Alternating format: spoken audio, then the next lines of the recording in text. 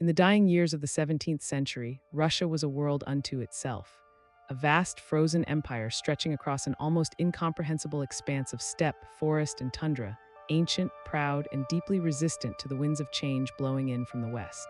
Its cities were not the gleaming capitals of Paris or Amsterdam. They were timber and stone, onion domes and incense smoke, the smell of tallow candles burning before gilded icons. Life moved to the rhythm of the Orthodox Church calendar. The Tsar was not merely a ruler, he was God's appointed steward on earth. And in this world, a man's beard was not simply hair. It was theology, it was identity. It was the image of God made visible on the face of man. To be a bearded Russian nobleman in 1697 was to wear your faith, your rank, and your heritage simultaneously. Nobody, not even the most powerful man in the empire, could have imagined that within a single year, a pair of scissors would become the most feared instrument of political transformation Russia had ever seen. Peter Alexeyevich Romanov had never been a conventional czar. From his earliest years, this towering, restless giant of a man, who would grow to stand nearly 7 feet tall, burned with a hunger that the gilded halls of the Kremlin could never satisfy. He wanted to know how things worked. He wanted to build ships with his own hands, fire cannons, sail open water. While his predecessors had ruled Russia from behind a veil of sacred ritual and distance, Peter wanted to touch the world directly. He had grown up watching Russia fall further and further behind the great naval and military powers of Europe. The Dutch built magnificent fleets, the English commanded trade routes across the globe, the Swedes fielded professional armies. And Russia still wore its medieval soul on its sleeve, magnificent in its own way, but dangerously isolated. By the mid-1690s, Peter had already begun transforming his military. But he knew that lasting transformation required more than new muskets and better cannons. It required a revolution of the mind, and for that, he would need to see Europe for himself. In 1697, Peter did something no Russian czar had ever done before. He left, disguised barely convincingly, given his impossible height, as a simple soldier named Pyotr Mikhailov. He joined the Grand Embassy, a diplomatic mission of over 250 men traveling through the courts and workshops of Europe. They visited Prussia, the Netherlands, England, and beyond. Peter did not sit in ceremonial halls receiving toasts. He worked. He studied, he descended into shipyards and artillery foundries. He met scientists, engineers, and surgeons. He watched Dutch master shipwrights shape wood into floating fortresses. He visited English arsenals and studied their military organization with obsessive intensity. And everywhere he looked, he saw men without beards, clean-shaven, elegant, rational-looking men who built the most powerful navies in the world, who commanded the most sophisticated economies, who wrote philosophy and constructed scientific instruments. Something ignited inside him, a conviction as absolute as any he had ever held. Russia must become this. Russia must look like this. Russia must shed its ancient skin and emerge as something new. The scissors were already sharpening in his mind. But while Peter was absorbing the lessons of Europe, Russia was burning at home. News reached him in August of 1698 that cut his Grand Embassy short. The Streltsy, Russia's traditional military corps, deeply conservative, deeply orthodox, and deeply suspicious of their reforming czar, had revolted. Thousands of them marched on Moscow, convinced that Peter intended to destroy the old Russia they loved. They were wrong only about the timing. Peter returned to Russia with the fury of a man whose grandest dream had just been threatened. He did not rush back to embrace his family or walk the familiar gilded halls. He arrived like a thunderclap. Those who expected a ceremonious return found something terrifying instead. Peter moved with cold, mechanical purpose. The Streltsy revolt was crushed with devastating brutality. Over 1,000 rebels were executed. Peter personally participated in the interrogations. Mass graves were dug in the Moscow winter ground. And when the violence subsided, Peter looked around at the Russia he had returned to, bearded faces, long robes, incense-soaked traditions, and felt a rage that was also a resolve. This country was going to change. He decided right now, starting with the beard. The story of what happened next has echoed through history with an almost theatrical absurdity, except it was entirely, devastatingly real. It was September of 1698. Peter had called his senior nobles and officials, his boyars, to a reception at a Moscow estate. These were the most powerful men in Russia, men whose beards were symbols of their ancient lineage, their orthodox piety, their social rank. They arrived expecting ceremony, perhaps some news from the European tour. What they got was Peter himself, holding a pair of large scissors, moving from man to man with barely restrained glee and iron-willed purpose. There was no grand speech, no theological debate, no consultation. He simply reached out and cut. Beard after beard fell to the floor. Some men stood in stunned silence, too shocked or too afraid to speak. Others reportedly flinched or stepped back, only to be held firm by attendants. The court jester, always present at Peter's more theatrical moments, moved behind the Tsar, collecting the severed beards in a cloth, holding them up for mockery. The message was delivered not in words, but in the cold steel of scissors meeting hair. Russia was changing, and it was changing right now, in this room, on your face. To understand why this act struck so deeply, you must understand what the beard meant in Orthodox Russian culture. This was not vanity. This was not mere fashion. The Orthodox Church taught, following a reading of Scripture and the writings of the Church Fathers, that man was created in God's image and that the beard was a visible, physical marker of that divine image. To shave was to deface what God had made. Multiple church councils had condemned the clean-shaven face. Saints were almost invariably depicted with full beards. Priests were required to wear them. The beard distinguished a Christian man from a woman, from a foreigner from a heretic. When Peter's scissors bit into the beards of his nobles, he was not just attacking their appearance, he was attacking their theology. He was telling them, wordlessly but unmistakably, that the Church's teachings on the sanctity of the beard were subordinate to his vision of a modernized Russian state. It was an act of profound symbolic violence, a declaration that the Tsar's authority stood above the accumulated weight of Orthodox tradition. Some priests called it sacrilege. Some nobles wept genuine tears, not from pain but from a sense of spiritual violation. The beard was gone, but the wound was much, much deeper. Peter was pragmatic enough to understand that you could not simply force every man in Russia to shave at sword point. The country was too large, the population too spread across thousands of miles of territory, the enforcement mechanisms too crude. So he did what every clever autocrat does when brute force alone is insufficient. He created a tax. The beard tax of 1698, formalized and expanded by decree, established that any man who wished to retain his beard must pay an annual fee to the state. The amount varied enormously by social rank and occupation. A nobleman might pay 100 rubles per year, a substantial sum. A wealthy merchant faced a lesser but still significant fee. Peasants were largely exempted within the village context, though they faced enforcement at city gates and checkpoints when traveling. Those who paid received a small copper or silver token, a beard token, which they were required to carry and produce upon demand. The token bore the image of a nose, a mouth, and a beard and was stamped with the words, "The beard tax has been taken." It is one of the more darkly comic artifacts of state power in all of European history, a tiny metal disc that represented the price of keeping your face, and with it, some fragment of your old identity. But Peter was not satisfied with quiet bureaucratic compliance. He was a man who understood theater. He understood that transformation, to be truly effective, must be witnessed.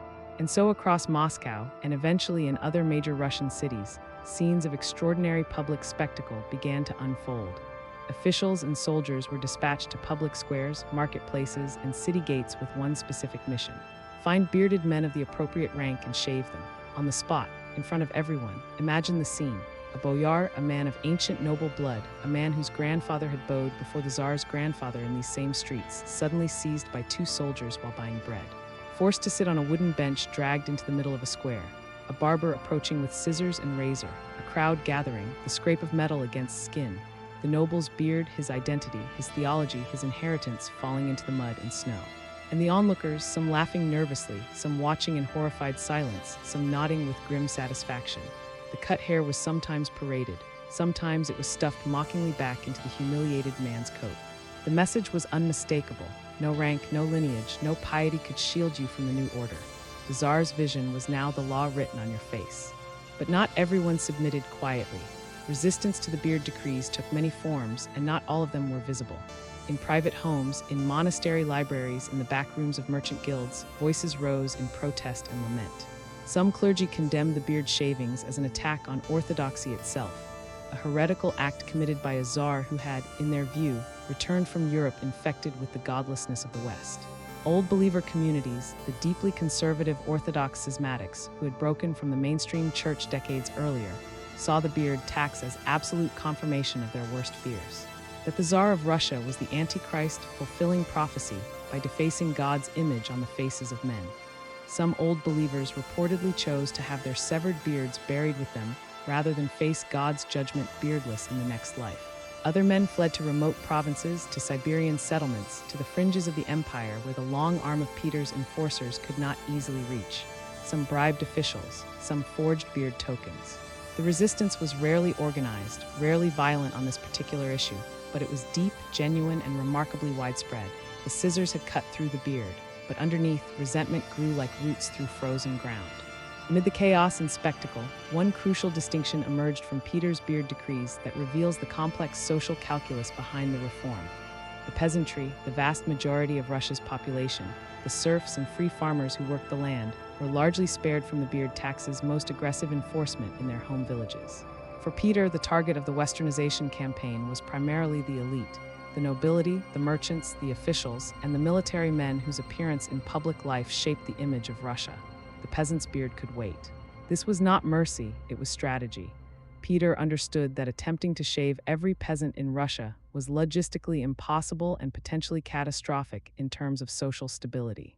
The peasantry were already stretched thin by his relentless military campaigns and labor drafts. Push them too hard on their faces, and you risked something far more dangerous than resentment. You risked actual revolution. And so the beard tax created a peculiar social landscape. In the cities, clean-shaven nobles mingled with bearded peasants who had come to sell their produce. The beard became, paradoxically, an indicator not just of conservative faith but also of low social status in the new Petrine order, a transformation of meaning that its defenders had never anticipated. The beard was not the only thing Peter targeted. It was the most visceral, the most immediate, but it was part of a sweeping campaign to remake the visible surface of Russian society from top to bottom. Almost simultaneously, Peter issued decrees on clothing. The long traditional robes of Russian noblemen, the kaftan and the faraza, were condemned as backward and banned in favor of Western European dress. Hungarian and German-style coats were prescribed. Wigs became fashionable. Women of the noble class were pulled out of the secluded inner chambers where tradition had confined them and made to appear at European-style social gatherings, assemblies, where men and women mixed freely for the first time in Russian elite society. The Julian calendar, still used in Russia while Europe had moved on, was reformed. The Russian New Year was moved. Even the alphabet would eventually feel Peter's reforming hand. All of these changes created a new visual grammar for Russian elite life. Clean-shaven, tightly coated, periwigged, clock-watching, assembly-attending modern subjects of a modern empire. The beard, in this context, was the opening move in a much longer game, a game whose stakes were nothing less than Russia's identity as a civilization. Historians who examine the beard decrees too quickly often reduce them to an amusing quirk, the Tsar who taxed beards, but to do so is to miss the profound symbolic architecture of what Peter was doing. Every civilization communicates its values through the surfaces of the human body. Clothing, hairstyle, and grooming are never trivial. They are the daily renewed performance of belonging, faith, and identity. When Peter seized control of what his nobles' faces looked like, he was seizing control of their identity performance. He was saying, "You belong first and foremost to my vision of Russia, not to your Orthodox faith, not to your ancestral tradition, not to your noble lineage. Your face is now a political statement, and I am the author of that statement." This was deeply modern thinking in a twisted, autocratic way. Contemporary European rulers were not doing this. Louis XIV controlled French court fashion through prestige and emulation. Peter controlled Russian elite fashion through legislation and scissors. The difference reveals something important about how Peter understood power. Not as something exercised through seduction and spectacle from afar, but as something that reached down and physically remade the individual body. Russia, in Peter's vision, was not going to politely evolve. It was going to be cut into shape. Russia in 1698 was not a country that could be uniformly administered from Moscow. The empire stretched across millions of square miles. Communication moved at the speed of a horse through snow, mud, and forest. And so the beard decrees, like so many of Peter's edicts, encountered the vast, passive resistance of Russian geography. In the capital and the major cities, enforcement was aggressive and visible. At city gates, guards checked for beard tokens. In public squares, barbers were dispatched. In the corridors of power, appearance was policed constantly. But further out, in provincial towns, in the Volga River settlements, in the Cossack territories of the south, in the frozen trading posts of Siberia, the decrees landed like distant thunder. Known, feared, discussed, but not always enforced. A provincial governor might be lax or corrupt, or simply unable to find enough barbers and soldiers to manage the task across his territory. A Cossack commander might quietly ignore the edict while loudly pledging loyalty to the Tsar. The result was a patchwork empire, Europeanized at the center, stubbornly traditional at the edges, a pattern that would define Russia's modernization struggle for centuries to come. The Beard Decree of 1698 did not exist in isolation. It was the opening act of a transformation that would reshape Russia so fundamentally that the country emerging from Peter's reign would be almost unrecognizable to someone who had known it under his father. Over the following decades, Peter would build St. Petersburg, his great window to the west, from a swamp on the Baltic coast, literally forcing Russia to relocate its heart toward Europe. He would create a modern navy from nothing. He would reorganize the Russian Orthodox Church under state control, neutering its political independence. He would reform the military, the government, the calendar, the education system. Russia would become, in his lifetime, a recognized European great power, defeating Sweden at Poltava in 1709, expanding its territory to the Baltic, and earning a seat at the table of European politics. But the beard, that first intimate, violent act of reform, remained the most visceral symbol of what all of this transformation cost. It cost identity. It cost spiritual certainty. It cost the sense that there was a Russia existing for Russians, rooted in their own faith and tradition, rather than perpetually reaching for a Western ideal that always seemed one humiliation ahead. The scissors of 1698 echoed through Russian culture for generations. They echo still. So what do we make of Peter the Great and his scissors? History has never quite made up its mind, and perhaps that is the most honest verdict of all. To his admirers, Peter was a visionary, a ruler who dragged a sleeping giant into the modern world by sheer force of will, who built an empire from a medieval principality, who saw what Russia could become and refused to let tradition stand in the way. To his critics, and there were many then and now, he was a tyrant who imposed transformation at devastating human cost. Hundreds of thousands died building his projects, his wars, his new capital. He replaced one form of Russian authoritarianism with another, more efficiently brutal one. He did not liberate Russia. He simply replaced its old chains with new ones, forged in a European workshop. And the beard, that strange, intimate symbol at the heart of it all, sits in the middle of this debate. Was it a liberation from superstition, or was it a violation of something sacred? Was it modernization, or was it humiliation? The answer, perhaps, depends entirely on whose face the scissors approached, on whose beard fell to the Moscow snow that cold autumn of 1698, and on what that beard meant to the man who wore it. Russia is still, in many ways, negotiating the terms of that negotiation. The scissors closed over 3 centuries ago. The cut has never fully healed. And there you have it, the story of a czar, a pair of scissors, and an empire that would never quite look at itself the same way again. Peter the Great didn't just cut beards. He cut the thread connecting Russia to its own past, and whether that was an act of genius or an act of violence depends entirely on where you stand in history. That is what makes stories like this one worth telling. History is never just dates and decrees. It is faces, it is faith, it is the very personal cost of enormous change. If you made it this far, thank you, genuinely. It means everything that you chose to spend your time here, inside this story, inside this moment from 3 centuries ago that still echoes today.